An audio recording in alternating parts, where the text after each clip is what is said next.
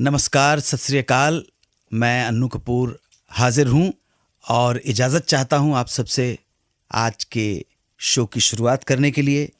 ये शो जिसका नाम है सुहाना सफ़र विद अन्नू कपूर, सिर्फ 92.7 बिग एफएम पर। मैं सभी मित्रों को दीपावली की हार्दिक शुभकामनाएं देता हूँ।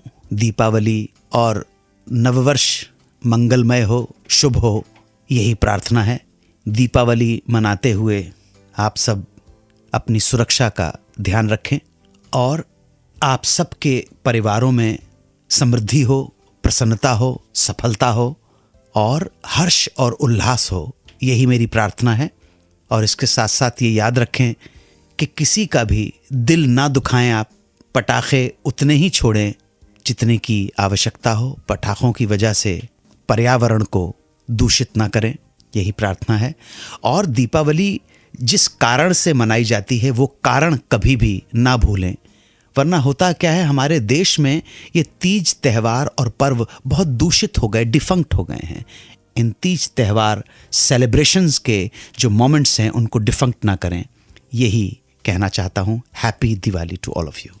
सबसे पहले आज की महफिल की कहानियों की एक झलक। आर.डी. बर्मन और सचिन भौमिक की दोस्ती का एक किस्सा।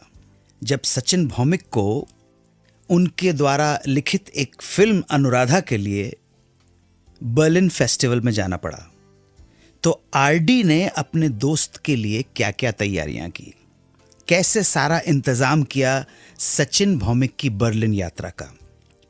दूसरा किस्सा प्राण साहब की दरिया दिली का होगा। प्राण साहब उत्तर प्रदेश में फिल्म पत्रकार संघ के एक वार्षिक पुरस्कार समारोह में गए तो हालात ऐसे आ गए कि उन्हें मजबूरी में एक पत्रकार की मदद करनी पड़ी।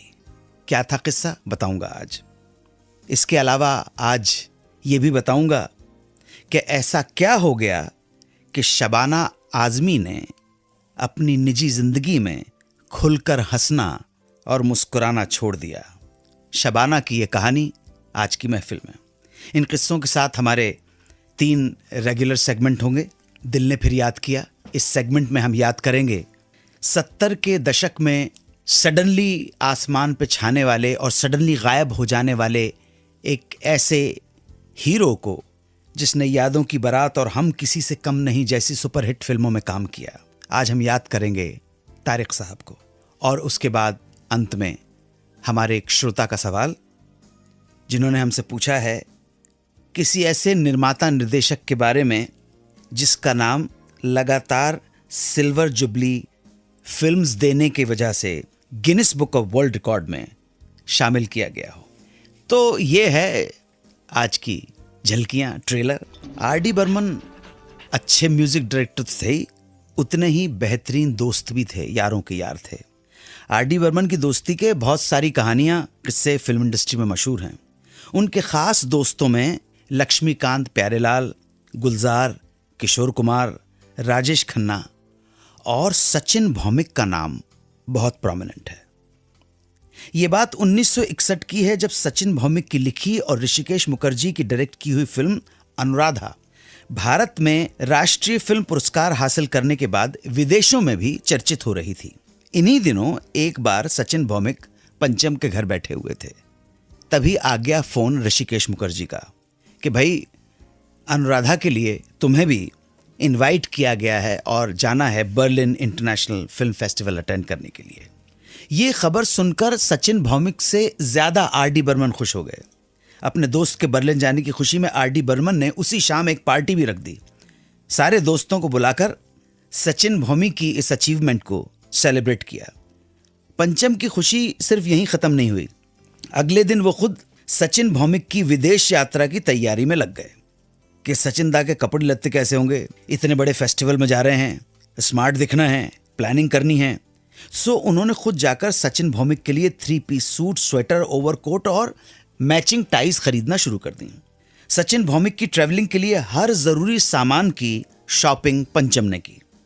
आर.डी. बर्मन ने सचिन भौमिक को ये भी इंस्ट्रक्शंस दिए कि तुम्हें कौन से दिन कौन सा ड्रेस पहनना है, कौन से जूते पहनने हैं, मैचिंग क्या है, कौन सी टाई पहननी है। अब जब सामान की पैकिंग का वक्त आया तो आरडी ने देखा कि सचिन भौमिक का सूटकेस बहुत पुराना है। आरडी को लगा कि ये पुराना सा सूटकेस मैच नहीं करेगा, अच्छा नहीं लगेगा। इसलिए उन्होंने सोचा कि वो सचिन भौमिक के लिए एक नया सूटकेस खरीद कर ले आएंगे। मगर प्रॉब्लम ये थी कि बहुत रात हो चुकी थी, बाजार बंद हो चुका था। सचिन दा ने बहुत समझाया कि पंचम कोई फर्क नहीं पड़ता, पर पंचम ने कहा नहीं, फर्क पड़ता है। एयरपोर्ट पे उतरोगे एक सड़े से सूटकेस के साथ, अच्छा इंप्रेशन नहीं पड़ेगा। आरडी बस इसी उधेड़बुन में थे कि कैसे इंतजाम किया जाए।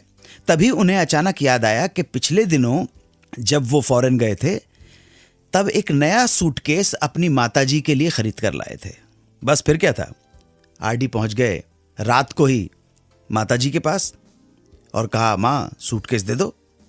माँ ने भी बड़ी खुशी खुशी अपना नया सूटकेस दे दिया। सूटकेस पाकर आरडी को सुकून मिला। उन्होंने खुद अपने हाथ से सूटकेस में सचिन भौमिक के कपड़े जमाए, पैकिंग की सारी, और आधी रात को, मिडनाइट की फ्लाइट थी, आधी रात को खुद ही सचिन भौमिक को छोड़ने एयरपोर्ट भी गए। दोस्तों, इसके अलावा जब सचिन भौमिक के पास कार नहीं थी तब आरडी बर्मन ने अपनी कार सचिन भौमिक को दे दी थी ताकि उन्हें ट्रैवलिंग में कोई परेशानी ना हो। सचिन भौमिक को कार चलाना भी आरडी बर्मन ने ही सिखाया। आरडी बर्मन और सचिन भौमिक की दोस्ती सलामत रही जब तक दोनों सलामत रहे। आगे बताऊंगा किस तरह से प्राण ने एक पत्रकार की मदद की। ये सब बस थोड़ी देर में। आप सुनते रहें सुहाना सफर विद अन्नू कपूर, सिर्फ 92.7 बिग एफएम पर।